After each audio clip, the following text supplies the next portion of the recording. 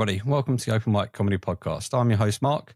If this is your first time here, welcome. If you're a returning listener, welcome back. This podcast is here for everybody on the open mic comedy circuit, whether you're a comedian, an MC, a promoter, or a tutor. Hey, even comedy fans who enjoy watching the stars of the future in the pub basements. If you're thinking, I could do that, then this podcast will guide you on what to expect on this crazy circuit, from those right in the middle of it. Today's guest is someone who was a finalist at the West End New Act of the Year, has received a special mention at the Glasgow International Comedy Festival, can be found regularly appearing at Square Go Comedy in London, sometimes even roasting the promoter, and is about to embark on her first one-woman solo show. So please welcome to the stage, Laura Quinn Goh. Hi, everyone. So pumped to be here today. Hello, how are you? I'm doing great, enjoying summer, and, in the works of doing my comedy show, writing a lot mostly, yeah. Okay. So what is your, I guess the first question is always about your background in comedy and stuff, because from what I've understood and a little bit of research I've done, your comedy career kind of started in Scotland. Yeah, you could say that. I would actually... I've been doing stand-up comedy for about 3 years. Yeah. And it sounds like I started in Scotland, but actually I started in Singapore kind of pre-pandemic, like a tiny bit. Okay. And then I moved to Scotland about 2-3 years ago, and that's where I restarted. And I think like that's really where I kind of found my footing in the comedy circuit again. That's why I've also been on Scottish TV, STV. Yeah. Within like 2 years of performing there. And I think the bulk of my performances have been there. Yeah, my reputation mostly there. I only moved to London like about a year ago. It's a very different scene. So what was you doing on television in Scotland, and how did you get on TV, and what was your role? Oh, yeah. So STV was doing an advertisement. They needed a comedian and a bit of like comedy, stand-up comedy to be featured on that ad. So it was, I think, an ad for What's on Scotland. So actually... Okay. For about a year, you could see me performing comedy. You could see my jokes there. It was a very cool gig. It paid me a flat fee to perform on a bus to a bunch of paid actors. So they laughed. I mean, they may have been paid to laugh, but they laughed. With doing your stuff in Scotland, you mentioned that it's very different up there to down in London. What's the difference? I would say that in Scotland, we don't do bringer gigs. Mm-hmm. Like there are no bringer gigs. Like bringer gigs are something that I only heard of when I came to London. And also over in Scotland, it's really easy to find a 10-minute spot. Yeah. In London, it's hard to find a 10-minute spot. All the spots seem to be fives and bringers. It's actually harder to find a 5 in Glasgow and Edinburgh than a 10. I would also say that the community in Scotland is smaller, but also a lot more... they're a lot nicer. They're a lot more supportive. Yeah. I guess it's more, there's not as much comedy in Scotland compared to what there is in London. So London needs the bringers to create an audience to fulfill the sheer number of people that are putting gigs on. Yeah, I would say that, definitely there are like less gigs less open mics in Scotland simply because of the size, the population. But I would say that it was still possible for me to perform like 9 times a month. Yeah. Some people in London, like there are a lot of open mics. You can perform every night if you wanted to, but I kind of perform with a purpose. I don't perform like willy-nilly. If I'm performing at an open mic, it's because I have new material. I'm not performing just for the sake of it, Yeah. So what made you get into stand-up then? Oh, I first got into it in Singapore when I went to see a comedy show and I saw a terrible comedian, and then I thought I could do better than him. Yep. And then I did. So that's my origin story. But I would say that that's how I started. But I think more importantly, the reason why I continued was because at a lot of my gigs, a lot of women and people of color kept coming up to me after my shows and saying that they related to my material and are happy to see themselves represented and their experiences represented on stage. And I think, that's why I continued. I'm intrigued. So you just decided I'm just going to do stand-up. Was it a case of, right, I need to find a place I can just do it, or was there a way of, like, within within the UK and especially within London, there is the ability for courses and learning how to do it and getting you up on stage and going for it. Whereas with you, was it a case of just give me a microphone and let's see what happens? Yeah, that was really the case because like back home, they didn't really have comedy courses. It wasn't really a thing back then. Yeah. And I think that you don't always need a course for everything. No. And that's, I mean, of course, some people with, a bit more anxiety, then yes, a course would help them to give them like the basics.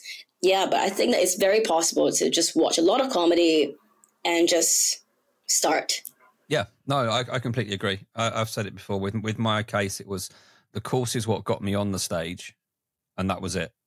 The rest of it is kind of up to you after then, and it just gives you that little bit of reassurance that you're in the same boat as other people that exactly want to get there and try something, but don't know if they can, and you're in that safe space. So it's incredibly brave when I hear people say, no, I just kind of wrote some stuff and went to a place, grabbed a microphone and told some people some jokes, and then it carried on. Yeah, I was really, really very confident in my first month of performing comedy because I think that after 1 month of performing comedy, I immediately signed up for a comedy competition. Yeah, I was like, I have the confidence of a white man. I'll do it. What could go wrong? I don't win. I already know that I won't win because I just started a month ago. Yeah, it is. It's a fair point, really, isn't it? It's what have you got to lose? You don't expect to win, but the experience you probably gain is valuable. Nobody expects you to win either. They're like, this person started a month ago. That explains why they are this way. But there is also that little bit of sometimes an inexperienced person that is confident and knows what they're doing has the ability to shock an audience. I've seen that at gong shows, yeah. Yeah. And you go, this is my first ever gig and I'm doing this. And you're like, are you mad? And they go on and just absolutely smash it. And you're like, okay, yeah, you've got it. Yeah, I think it's sometimes their charisma. Sometimes their punchlines aren't there, but it's not just about your writing. It's also about your stage presence. And if you have a good one, then you can go on stage and save shite. Yeah, it's true. There's a lot of people out there, I think, that have a voice that can project and they can fill a room. And if I said the same thing as this person, it just would not sound funny. Yeah, it's the storytelling skills. Yeah, and the way that person can make their voice just fill that whole room, and everybody's like intent on listening at this person ranting and shouting and that, and it's believable and it works for that audience. Yeah, and then they leave the venue and the audience leaves. They're like, wow, he was actually not as funny as I thought, but in the moment, it felt amazing. But that's it. It's all in the moment, isn't it? It's in that moment in time, those 5 minutes or 10 minutes, whatever you're on the stage and that audience is laughing. That's immediate feedback. Yeah. You don't get that in many other industries, I don't think. You put out a music record, you're not going to get your feedback for weeks, months or whatever. I think that's the most terrifying part because sometimes you are on that. I've been on stages where sometimes I start and then I get no laughs in the first 3 minutes and I realize I have to continue for the next 7. Yeah, there is that. You kind of mentioned that. What is your best and worst moments on a stage? Honestly, it's hard to remember because I perform like so many gigs. I think that I suppose one of my best moments, my best memories was probably recently. I did the Glasgow International Comedy. I did the Laugh in the Park in Glasgow. Mm-hmm. And that was an incredible feeling because it was in Glasgow. I had been performing in London for a year by that point. And then, sometimes in London, you could perform to a room of just comedians. Yep. Often you end up performing to a room of just comedians. But then that particular time at Laugh in the Park, it was 700 people. And so the energy was amazing and they were all up for anything. I think what really matters is having an audience that is up for anything. But of course, some comedians, they rely too much on the audience's energy you can't rely too much on your audience. Yeah. Because you are responsible for the energy, not them. So that was one of my best moments. And also anytime I perform at the Stand in Edinburgh and Glasgow. Yeah, I think that a lot of famous comedians, John Oliver says that that's his favorite room because like the Stand is really one of the best venues around. Yeah. Worst moments. I wouldn't say that I have many. I'm just so good. And modest. I have had terrible moments where the audience, like I have performed in like, I know that there are some venues or some audiences I just don't work with. Yeah. So that would be, I would say like the posh, the upper middle class, like suburbia. That's not really my audience. I've seen it. I did this one gig, I think in Portobello in Edinburgh. That's a bit upper middle class, a bit posh. And like, I just did 10 minutes and they just stared at me for like 10 minutes straight. It was very, and the car ride back was very silent because like we had like the comedians driving up and down and all the other comedians had smashed it. And then I hadn't, so I just had to ride back with them in silence and then awkwardly ask the promoter for my fee afterwards. Like, hey, do I still get that 50 quid? Yeah. Yeah.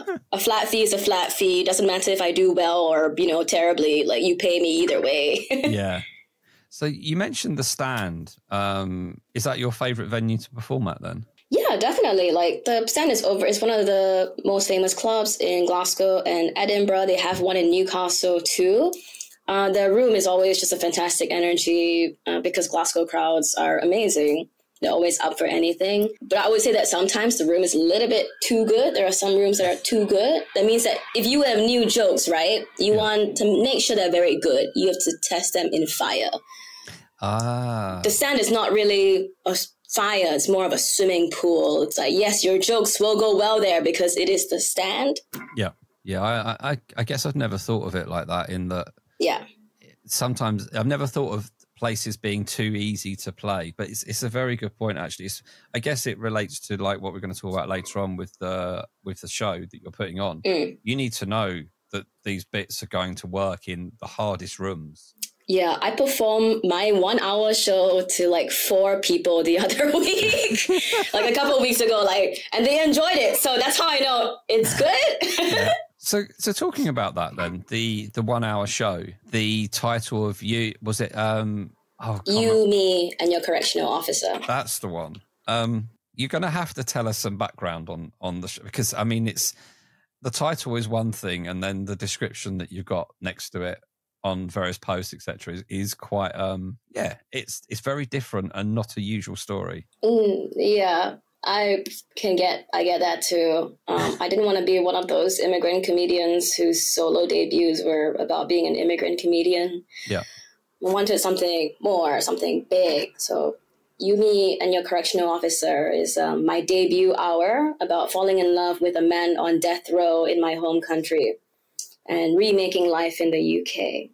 Now, a lot of people don't know this, but Singapore still hangs people for things like drug crimes, and this overwhelmingly affects the minorities and disadvantaged. So in 2021, I had met a man that I thought was the love of my life, and I was about to do my postgrad at the University of Glasgow and move to the UK. And it all came crashing down when he was arrested based on an accusation. So I derailed my life. I gave up a £5,000 scholarship, deferred university just to stay by his side.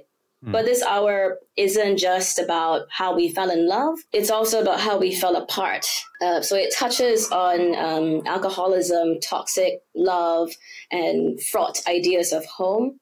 Wow. On a lighter note, some of the anecdotes are quite funny. Some of the anecdotes that I have an anecdote about selling used panties online, writing erotic prison letters, and becoming an award-nominated comedian with TV credits just to secure a visa for the both of us.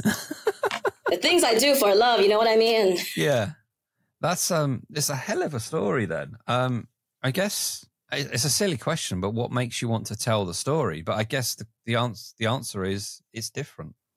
Yeah, that's exactly it. I just didn't want to be typical. I mean, I work in communications as my day job, and I know this very well, that you only have one shot at a debut. You only have one shot at a launch. Yeah. So you have to make it really count. I wanted to tell this story in particular because it really affected my life for the past 3 years. it was probably one of the most traumatic events of my life. And a lot of the things in the show are things that I've never told anybody. Yeah. Not really a friend, not a therapist, even though like I really should tell somebody. I was like, no, not therapy. I'm just going to write an entire show about it. People are going to don't do things small. Pay me for therapy. I know. I thought, there's one bit in my show, I think, where I say, I am Asian. We don't believe in therapy. So I do not pay people to listen to my trauma. Instead, I wrote an entire show so that people will pay to listen to my trauma. Yeah. So when you're creating a show like this that is so truthful, it's probably, there's never a struggle to find the material. The material is there. It's a case of being able to, whether you add the exaggeration onto the material, you add the comedic part to it. But how do you, I guess that's part of the work in progress, is how do you then start working out which bits need to be the non-funny bits, but which bits need to be the funny bits, if you see what I mean? Because I assume the idea is you probably, correct me if I'm wrong, if you take people on a ride where somebody comes along and is like, oh, they're feeling really sorry for you, then you come out with something really funny, and then they're like, oh, what's happened here? And then you kind of take them on another wave. Yeah, I would say like writing the show has been very difficult. You're right. It's really easy to find the material because it's all here. It's all documented. The videos, the screenshots, the terrible moments, all of them memories in my head. The hard part is just writing it out and making it funny. It has been really difficult. Sometimes when I write, I actually cry because it's just a very difficult show for me to write. But what really helped me was watching other people's shows about similar topics, about similar trauma, and seeing how they are able to do it. Because like, sometimes you just need a reference. Yeah. So you can see how I've seen one of my friends, her name is Crystal Evans. Her debut show was The Hottest Girl at Burn Camp. And it was about her sister who passed away in a fire when she was a child. So I watched her show, and what I loved about it was how she was able to bring the audience down and talk about the saddest moments in her life. And then at the end, just twist, like it's an irreverent bit about like the price of ham hocks. Just, you have to remember that I know that some of the bits in my show, it's going to bring people down. The important part is to realize that you need to bring them back up. Yeah. Otherwise, it's just going to be you monologuing about your trauma, and it's not going to be that funny. I know that not all the parts in my show are funny. That's okay with me, because some of the parts and some of the jokes or the lines in my show, they weren't written to make people laugh. They were written to make people feel. Yep. Yeah, so that's what I want my comedy to do. For me, it's not just like laugh, laugh, laugh. This is not a club set. This is a story. This is an artwork for me. Yeah. I was going to ask, has there got to a point where you've written, or you've gone through the material or the experiences that have happened, and you've got to a point of gone, I can't put that in because I don't feel like it's not something I can deal with in front of other people? Because I can imagine, I mean, I thought about doing, I've lost both my parents to cancer and illness, and I've always wanted to do a show about them, because I think they'd quite like the idea of them being involved in this, because they never saw me do any of this. And I've always got to the point where I thought I'd love to write it, but I don't know if I could perform it. Yeah, there have been some points. I think it's quite beautiful, the idea of being immortalized in a show. I think that's a beautiful thought for your parents. It kind of sucks that my show is about an ex-boyfriend. Like, he doesn't deserve to be immortalized this way. But it's the emotion that you bring out on the stage, isn't it? It's saying the words, and I guess however many times you do the show, you're reliving that every time. It is. It really does feel like that. Like, because there's a part in my show where I save his life. And I tell a story about how I stopped him from jumping off a building and cutting himself. And then, like, I couldn't, and like, that story involves a lot of knives. And then after that, I couldn't look at knives for about a month. And there's also a bit where I say that I would have jumped with him if he had gone. And that's a very dark thing to say on stage. It's like, is she okay? It's really funny, but is she okay? There have been some points of the show which are so dark that it seems like I shouldn't be saying it on stage, but it's a thing that I want to say, not just it's the dark parts are things that I want to share because they have been hidden for a very long time. And maybe saying it out loud means that it doesn't have as much power over me. These moments don't matter if I'm able to say them to the 12 people who come to my whip shows. I guess it is in a way therapy as well, in that you this might be a way of closing the chapter on your life and knowing you've come out the other side. Yeah, you're still here. Is. You survived. Yeah, and I got an entire show out of it. So you mentioned about the work in progress shows. How have they gone? So, surprisingly well. I'm not. I've been doing some shows in Finsbury Park, and then as part of Camden Fringe, and I'm doing some more in September. I'm about 80% done, I would say. Yeah. And they have been going strangely well because it's very hard to pack a room in August, the month when everyone is not in London anymore, or they're at Fringe. And also it's hard to fight the sun and the Euros and the Olympics, like so many things happening in the past few months. It was really hard to get audience in. But strangely, there have been people coming into my show. Like the other week I did this show and then it was like 4 people or 6 people. No, 6 people. And which is fine because I would perform to 3 people. I just want to perform. Yep. But like 6 people came and 2 of them said that they came specifically for me. Like they had seen me on social media and wanted to see this story because I think one of the woman, she is from Singapore, and she said that she wanted her husband, who is British, to see the bad side of Singapore. I am the bad side of Singapore. No, she wanted him to see the issues that Singapore still has. Yep. And she came to see me. And the next whip that I did, maybe 16 people showed up. And then I was so shocked because usually, firstly, it was August. Secondly, people in the UK only go to comedy shows when they're like, I want to see comedy in general. They're not really there to see a specific person. But a lot of these people had come specifically to see me. So I was so confused when I asked people, like, why are you here? And they're like, well, for you.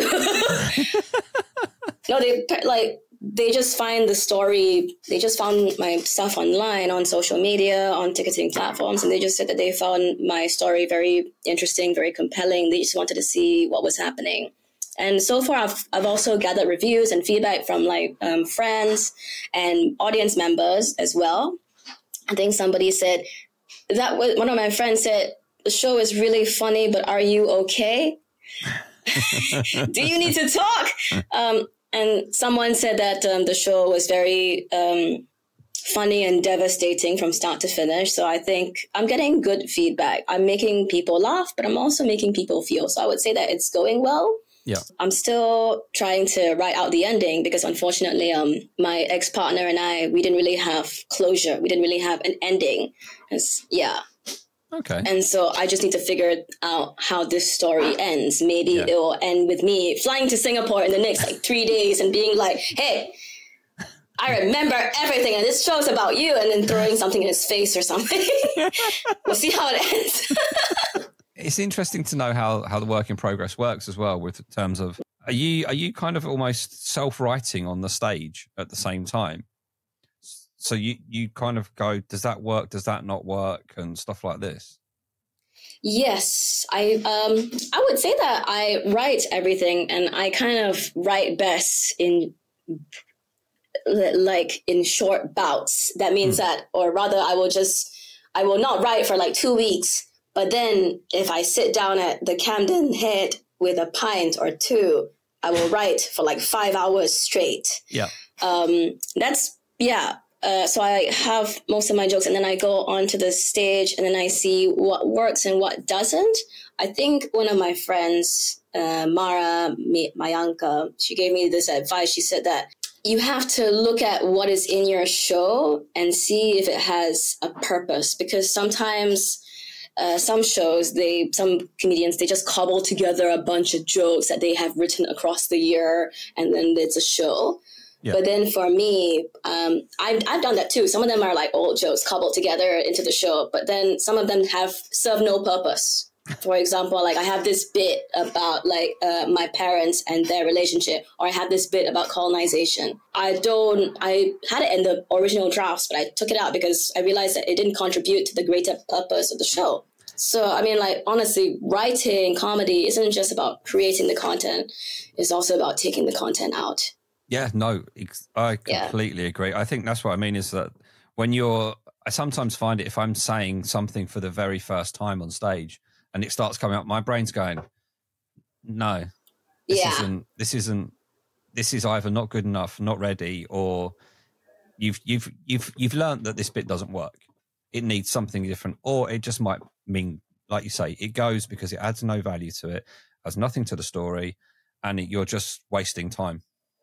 Yeah, I think that this in particular comes about when, like, because sometimes when you write a bit, you are writing it on your computer, on your phone, on your piece of paper. And then when you say it out on stage, you realize like, oh my God, this language I'm using is so stilted. Nobody says alas in real life. It's small things like that. You have like, that's how I practice my shows also. I read out my sets. And also I find that like one of my other friends, Paul Connell, I'm like just name dropping all my comedian friends. Paul Connell from Glasgow, who was the Willy Wonka in that very failed Willy Wonka factory in Glasgow. He's a funny guy. But he said that sometimes he has like a piece of content that he wants to make a joke, but then for years, like he wasn't able to make into a joke. A couple of years later, he came back to it and he realized, and he was a better comedian. Yeah. Same person, better comedian a couple years later. So sometimes it's also a matter of just returning to old material, realizing that maybe you are not the best comedian that you could be at that moment in time, and you can just circle back to it later when you're better. Well, kind of circling back a little bit though, when you talk about people coming to your show, this is, I guess, is a bit. I like to think this is a compliment anyway. Is that the show grabs you from that poster? It's there. It's not. Like you say, it's not just somebody with the headline makes you want to read more because it's different and it's interesting. Yeah. And that, I'm not surprised people are coming. Right, I want to come to see this just to get an understanding of it. Oh, thank you. But I speak the truth. People have said, like, I've been putting my flyers around like Camden for Camden Fringe, my Camden Fringe whips. I put my flyers into Asian supermarkets and pubs, and they all just let me. Don't know why, but like people have feedback. The random bystanders have feedback. Like it sounds like a very interesting title. Yeah. So that's the thing about like shows. You need to catch people's attention. Yeah. So this is all heading towards the big show in Manchester, isn't it? Yeah. So my show, the debut will be at the Women in Comedy Festival in Manchester. A lot of people have asked, like, why didn't you do Fringe? Because that's the festival, the biggest festival. I can't afford to do Fringe. I have things to pay for, holidays to go on, visas that need money, and I don't have the time. I just also would rather debut at a smaller festival, a smaller and more curated festival. Yeah. Because there's a higher chance you can get like best newcomer if there are less newcomers. Clever as well. We've got funny, we've got modest, and we've got clever. Gotta hide these things, yeah. I just wanted a more curated space, and I always, that's it. So what are the details of the Manchester show, first of all? So the Manchester show will be on Friday, the 4th of October. It is at Fierce Bar Den in the Manchester City Centre. It's at 8:30. I'm very surprised that they gave me that spot. It's a very prime spot, prime time. Yeah. I'm not the most organized person, and I have to say that my partner, who you've interviewed before, he's been really instrumental in helping me get the work in progress shows. You know how they say, like, behind every successful man is his wife, is his wife who helps him. Like, I am the husband. So my partner, he's been the one, like, you know, calling up like venues and being like, I need you to put my girlfriend's show up here. He's like, Laura, I've done like the promotional efforts. He's very supportive of what I do, and I really love him for that. You don't really see this as much it's really hard to, have a full-time job and write comedy because, comedy obviously isn't just writing comedy. No. It's also producing your show, the marketing, the design. All the designs are by me, by the way. Yeah. And it's time as well, isn't it? It's having time So and much time. having that. If you've got a partner that's in comedy as well, then you're both in the same thing together. So there's that understanding of when one has to go, right, I need to go and thrash out this bit. I've got a 5-minute spot somewhere. I'll be back later on. They know, yeah, go for it. Do it. Yeah. But when you've got somebody that's not in comedy, it's always a little bit different. They're like, so you're going to try that same bit you've done? Yeah, I've got to try it. I just need to know if it's going to work again. And it's, yeah. Yeah, Imran is my biggest fan. like I don't go to all of his shows, but he wants to come to all of mine. Yeah. How do you feel about that? About him wanting to come to all of your shows? Do you ever find that's off-putting or in any way or anything? No, I think it's really cute. But he's seen my shows so many times. I mean, I don't want him to waste his time. He could spend his time on other stuff, like his own writing. And it's really cute that he wants to see my stuff. It really, really is. I really appreciate it. But some stuff to me is really small. I don't want him to watch me do the same 7 minutes. Yep. And he is a really cool boyfriend because most boyfriends won't help their girlfriend do an entire show about their ex. Mm-hmm. He's been very cool with it.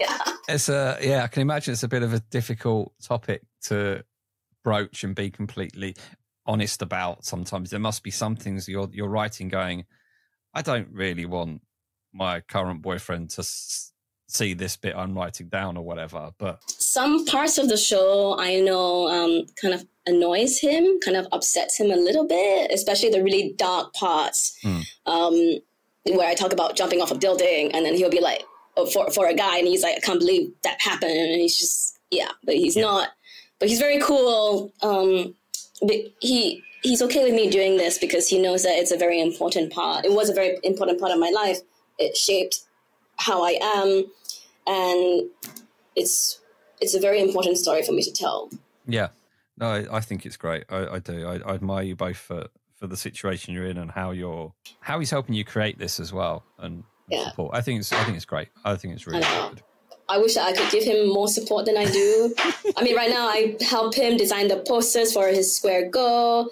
I try to help him with his writing because we're at different points in our trajectory, and that's okay. I think a lot of comedian couples, it's hard when you are some comedian couples, they don't really work out because they're equally successful. And then sometimes, one of you gets jealous of the other for being a little bit more successful.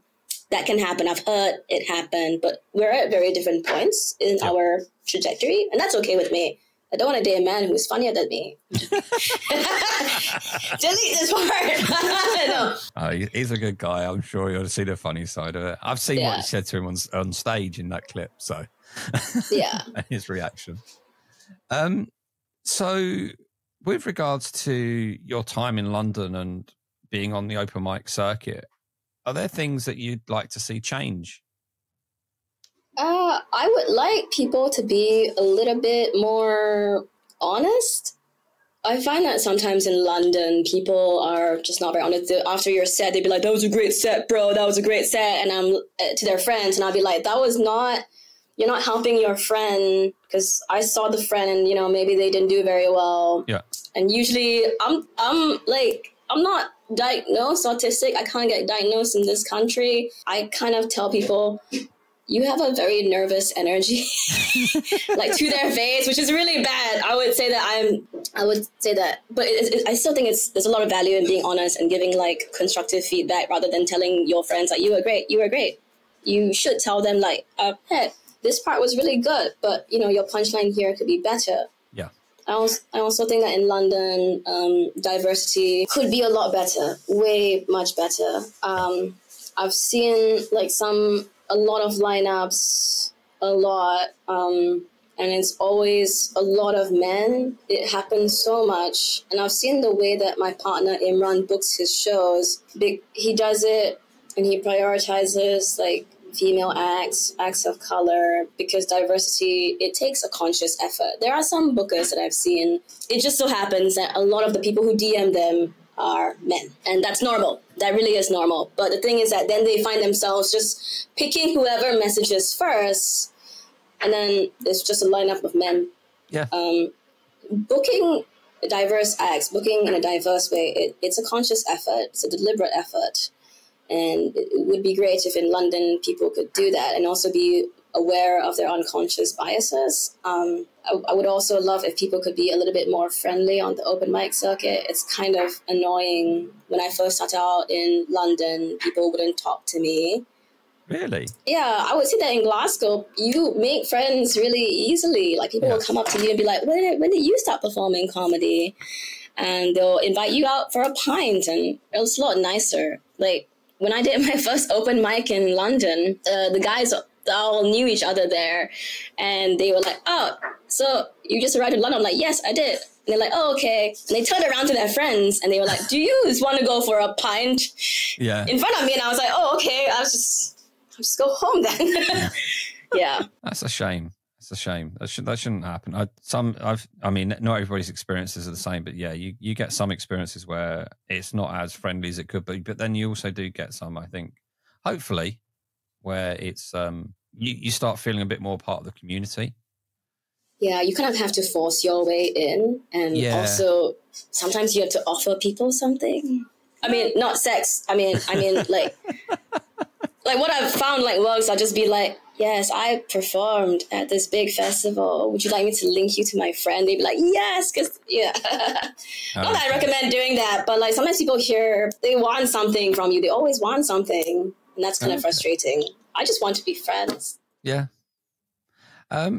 What's one, if you was asked for one single tip to give to any newcomer that had just started out in London doing this kind of stuff, what would it be? Nothing really matters. Everything is kind of a construct, and like you shouldn't be disheartened if like, oh, this booker is never putting me on his open mic. Don't be disheartened if this comedy competition didn't accept my application, or I didn't get into the finals. All these things. Sometimes you don't always get what you want, and that's okay. The comedy scene, the comedy circuit, comedy competitions, there are so many of them. Yeah. And you can't get stuck on an opportunity that you couldn't get because there are so many more. It's a bit like, I think what's that Japanese phrase? Like you missed the forest for a tree or something. Am I doing this right? Basically, it's just like if you keep focusing on this one thing, you're not going to see all the opportunities that you have around you. Gotcha. Understand. It's wise words. Wise words indeed.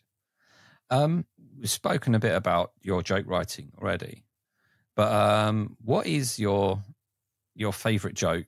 How did you come up with it? And has it evolved over time? My favorite joke is actually a joke that I told at the start of my comedy career. Like there's a little photo I put on Instagram. Like there's a little photo of me on my first ever open mic, and my joke is there.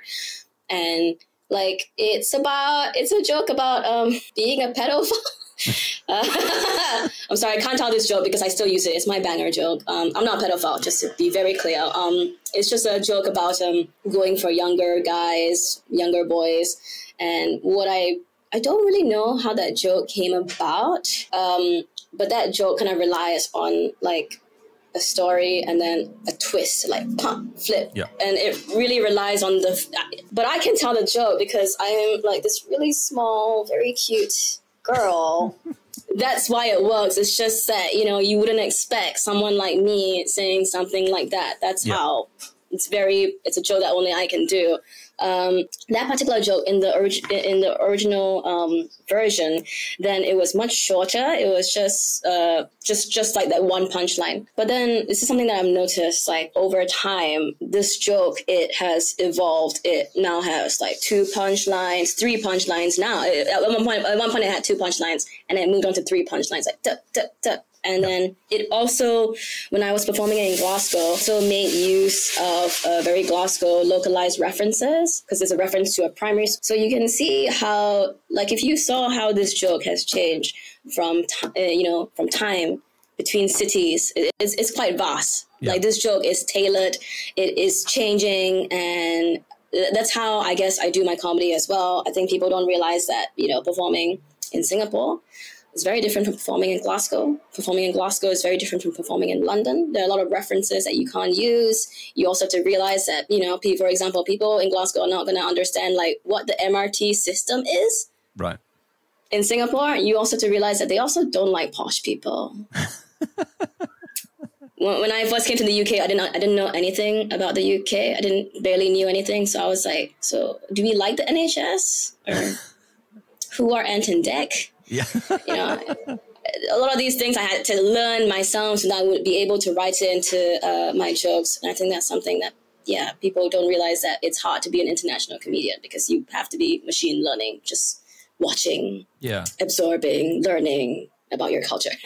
So you mentioned the difference with Singapore and Scotland and London. What's the Singapore comedy circuit like, and how does it differ from? It's very, very small, super small. And I think like you probably have maybe 3 open mics a month. Okay. It's really tiny. But and comedy is just not really a big thing there. That's why you sometimes see a lot of like Singaporean comedians who want to leave the country. Like one of my friends, Sam C, he has had an illustrious career, maybe like 10, 20 years, I can't remember. He's been around for a while. But then he recently moved to the UK on a talent visa because he realized that his career couldn't be furthered in Singapore. Right. And I would say that sometimes sexism is a bigger problem. And I don't perform in Singapore. Okay. So with your kind of reverse again, the joke writing styles and techniques that you've got, how, if you was just to think about, okay, I want to create something for the show. I need to create an extra 5 minutes for something. How would you go about it? What would be your process? Like 3 pints, two to 3 pints. You can tell you've settled into the UK way. Pints. Yeah. I would say that what helps me writing is not being at home, because if I'm at home, I have Netflix and that's a bit too tempting. Mm-hmm. I have a comfortable sofa. I've got Netflix. It's too much. I have to go outside and be uncomfortable, be in a public space so that I'm forced to do something, to do my thing. The thing about my process, in particular for the show, because it's a story, and this story is a little bit in chronological order. So I kind of, if I had to create another 5 minutes, I would have to look at the chronological order. I know that sounds very unusual. Yeah. Yeah, it's just a chronological order of like what happened here. What story do I want to tell? What do I want to convey?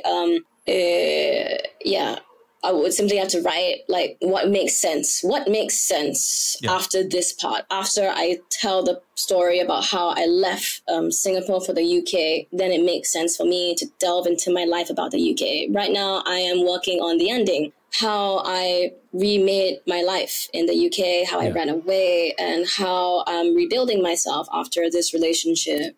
So right now, I'm in that process of writing the final 10 minutes of my show and trying to create. The thing about writing a joke, writing one joke, writing 2 jokes is that it can be about anything. But then for this particular show, there's a purpose to every portion. Yeah. And the final portion is meant to be uplifting and empowering, to leave the audience to have the audience leaving better and remembering what had happened. So it's a bit of a different process from just like joke. Yeah. So are you think, like you say, you're still working out the ending?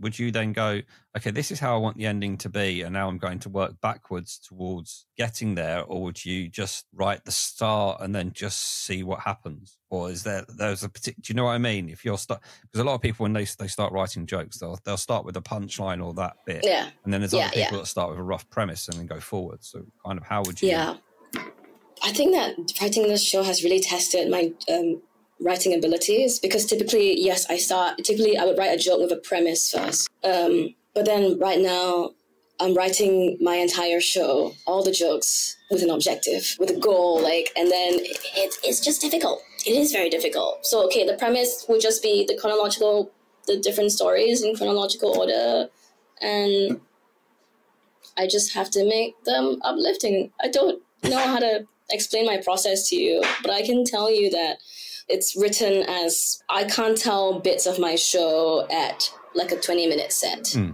You need because the way that I've written my show is a bit like a book. I know this makes it sound like a lot deeper than it needs to be, but yes, it is written like a book. There are some parts where in the beginning there's a joke. Later on, there's a callback like 20 minutes in, and then there's another callback later on to that same joke. And then it's written also like a book because there's like some elements of foreshadowing that happen in the beginning, and at the end, another callback to this moment. It's really written like a story. Yeah. You've made this sound so intriguing. Honestly, it sounds absolutely fascinating. But I use a lot of techniques, I would say. I would say that I'm a little bit technical in the way that I write comedy. Yeah. Because I also don't just write the premise down. I don't just write the joke. I also, when I'm writing the joke, I also imagine the way that it would be performed on stage, what rhythm that it's performed at. Most people don't think about these smaller details. They just think content. No, it really matters how you're going to be like staccato style, like, Yeah. Are you going to rush through this joke because like this part is just a list process and then like punchline. So I really do think about all these like little elements. Yeah. No, that's really insightful. The other question I've got is, I'm from somebody that's done like 10 minutes plus, and that's kind of their limit at the moment, is how do you go about memorizing that? Oh yeah, it's honestly quite hard. I think that the jump from 10 minutes, people think that, it's going to be your first 5 that's going to be the hardest, but I think that the jump between your 10 to 20 or 10 to an hour, yeah, that's going to be the hardest, because you have to admit that it is really hard to get a 20-minute spot in London. You're not going to have a lot of opportunities to practice your 10 to 20. It's a big jump. I would say that for memorizing, I admittedly have not really finished memorizing my set yet. But I remember when I was going from 10 to 20, memorizing an entire 20 was not easy. What has helped me is simply being very familiar with my content. And the thing about my show is that it's in chronological order. Yeah. Life hack. So like in my mind, like I lived this. Yeah. So I kind of know like where I'm going next. And I would say that it's okay if you mess up the order of your set. Sometimes I mess up the order of my set. Yeah, it's only a problem if you have a callback and you forget to do your first joke, and now you do your callback joke, and people are like, what is she talking about knives for? Yeah. Yeah, so I've done that in a 5, and I think I actually did that in a 5 with Imran in the room as well. But there's a point where you just have to own it and just say, look, none of this is going to make sense. There was meant to be a joke here, but I forgot to tell it. It would have been so much funnier if... But I do find comedy audiences love things like that.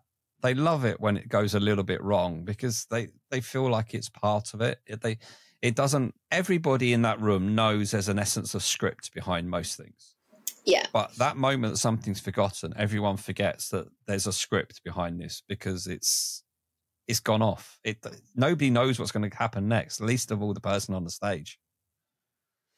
Yeah, it's also about like your charisma, because some people, like me, I can do the very, oh my God, I forgot, I'm so cute, I forgot something kind of thing. And then audiences are okay with that. And then they're like, she's just a girl.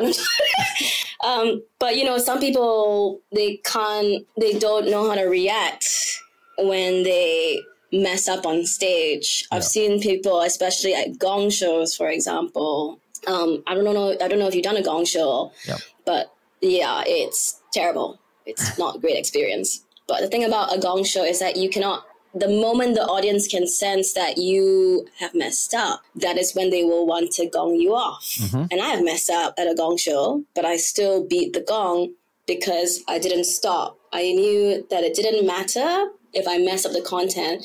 I could just keep going. Yep. Just like keep that performance up, because if they sense weakness, like you are done. I've seen some people do gong shows and then they get a bit freaked out by one gong, by one dildo, whatever people hold, that one placard. They get freaked out by the one placard, then they lose their energy. And then the rest of their set, or the next 10 seconds before they get the next gong, the next like placard, they're not doing very well. The thing about gong shows is that one card is just one card. Mm. In the grand scheme of things, you need 3 to get off the stage. Yeah. So you just have to keep going. And you can apply that to an hour show. You just have to keep going. Yes. A couple of gong shows I've done. The first one, I was like a rabbit in the headlights. I didn't see any cards go up. I get that. But then I got gonged off 4.5 minutes in or something like that. That's actually quite good. 4.5 is really good. Yeah. But that was the first time I was aware that anything was going on, because I hadn't seen any cards go up in front of me. I hadn't seen any light bulbs. That's probably better that you don't know. It's probably better that you don't know, so you don't get freaked out. I remember my first gong show, I drank like half a pint and then I forgot my set. I just like, after like 20 seconds of going, and then I just like, for a sufficiently awkward time and surprisingly nobody gonged me off or nobody raised a card during my blank out, but they raised a card like afterwards. So I was like, so are you saying that my silence, like my absence of jokes, was better than my jokes? Yeah, that was my first one, my first gong show. That's the reason why I don't drink before I perform. Because I will blank out easily. Yeah. I was there when my second and last gong show, I've recounted many times on here, was that I was the flash of the light happened to say 2 minutes, and then the flash of the light happened to say you're off straight away after. It's literally on 2 minutes. I kind of was facing the audience and went, this is when I saw it. It went card, music off, lights gone. I was like, okay. Well, you made it that far. Right. That's quite good. We don't have gong shows in Scotland. There aren't any. Yeah. No, not really. Sometimes, once in a while. Sorry, your question, that's probably more interesting than gong shows. And my question was going to be about what ambitions do you have for in the future in comedy? Where do you hope the 1 hour takes you? So with this 1 hour, I want to bring it to other festivals. After the Manchester Festival, I want to bring it to the Glasgow International Comedy Festival, which is where I feel I really started performing comedy and I felt most supported. And then afterwards, I'll just take it to other smaller festivals around the UK. And I'll probably do this for a year or two. I'm not really sure about doing Edinburgh Fringe next year. Yeah, I've heard stories. I'm a bit disillusioned. I used to live in like Scotland, so it's really difficult to do if you don't already live there. Yeah, I don't want to waste my time and money. Like sometimes I have to pay rent in London too. I don't have the money for this kind of thing. Yeah. I'm very well aware that this show, there's a chance that I will never be able to perform it in my own home country. So I'm scared. Singapore doesn't really like it when people talk about the death penalty. So that's why I don't really want to perform it back home. And then after this show, I hope to do another one. I will still continue working on doing club sets. Again, this show, none of it can be a club set. Because as you know, club sets, people go to comedy clubs because they want fast laughs. They're here with a bachelor party, stag do. They just want to see a comedian who makes them laugh like every snap. This is not that kind of club set, which is fine. I'll probably continue doing club sets and take the show around, and then maybe after a year or two I'll develop a new show. Cool. I have no intentions of being a TV comedian or being a full-time stand-up. Here's a question then. I don't know if you do this as part of your show. The fun question I like to ask everybody is if you were to become super famous and you've got the BBC Live at the Apollo that come knocking, and the producer says to you, what music do you want to walk onto the stage to? What would you pick? Material Girl. Not the Madonna version, but the TikTok version. I don't know if you've heard it, but it goes like Material Girl. No. A lot of people, when they hear Material Girl, they think of Madonna as like the material. Yeah, I don't know how to sing her song, but I mean, like, people think of that. But like, I want to be a bit younger. Any song that's trending on TikTok is fine with me. So have you actually got anything for the actual hour show you've got at the moment? No, just Imran awkwardly saying like, so here we have our act of the, just my very awkward MC. I've been trying to get what I've been trying to do with my whips is that I've been trying to have an opening act, and I prefer a female act of color because I know that they don't have the opportunities to do 15 minutes, 20 minutes, and I'm just giving it to them. And as we're kind of winding down this little bit of a conversation now, if you've listened to this before, and you've probably spoken to Imran about this bit before, is I like to challenge all comedians that come on here to tell a joke on stage. I appreciate this is not going to be happening anytime soon, so we can bank this one for a later date. But the trick is that you have to pick a joke from this joke book called The Little Book of Shit Jokes by Sid Finch. Okay. So if you think of a traditional, in the UK anyway, a Christmas cracker type joke, rubbish. The book title says it all. But you get to pick your joke that you tell, but you only get to pick it by page number. So I don't know what you're going to get, and you don't know what you're going to get. 96. The last page is actually 95. I need a number between 5 and 95. Do I get out of it? Because I just picked 96, like the exact. No. 62. 62. Has it been picked before? No, it hasn't been picked before. This is a bit of a little bit more of a longer joke, but a joke I'd like you to tell on stage at some point, not before the main thing, obviously, is the following. I'll send you a picture of this so you don't have to note anything down. A piece of string walks into a bar. Hey, says the barman, we don't serve string in here. The piece of string leaves, ties a tight bow in himself and rolls on the ground. When he goes back into the bar, the barman says, aren't you that piece of string I slung out? The string replies, no, I'm afraid not. Afraid not. It's a rubbish joke. It's a terrible joke. I hate puns. And it's one of those that's quite long, so it can take a little while for somebody to understand. Am I allowed to shorten it? You can do whatever you want with it. As long as the punchline is there. The premise is roughly the same. Mm-hmm. Okay. And yeah, definitely not one for your main show. It serves no purpose. But no, yeah, those are quite interesting because they're always how different comedians think about how they can incorporate that into their set. Some people will just stand in front of the crowd and say, I've got to tell you this joke, laugh at the end and tell the joke. And that's the end of it. But then some people will try and incorporate it into a set. And that's always quite entertaining to watch somebody try and do. It's a good shot if they also add that, I got this. I was invited to do this challenge by, Open Mic Comedy Pod. Yeah. So they can do it whichever way they want. Some people don't bother doing it. But hey, they're spoil sports. I'm sure you don't. I'm sure that you don't keep track in your Excel sheet. Like, PDF Imran didn't do it. No, I don't think he has yet. I have to go back and visit that one, I think. So where can people find you on the socials then? So on social media, I have Instagram and Facebook. My name is Laura Quinn Goh there. Just Laura Quinn Goh. I have TikTok, but I'm not very good at it. I'm not a TikTok comedian. I don't like it when people ask me like, "Oh, you're a comedian. What's your TikTok?" I'm like, I'm not a TikTok comedian. But yeah, so I'm just Laura Quinn Goh. I actually chose that name. It's not my real name. I chose it because it's more search engine optimized. Okay. Think about everything. Yeah. That's an interesting way of doing it. Yeah, marketing mind. Can you give us the details again for the show in Manchester?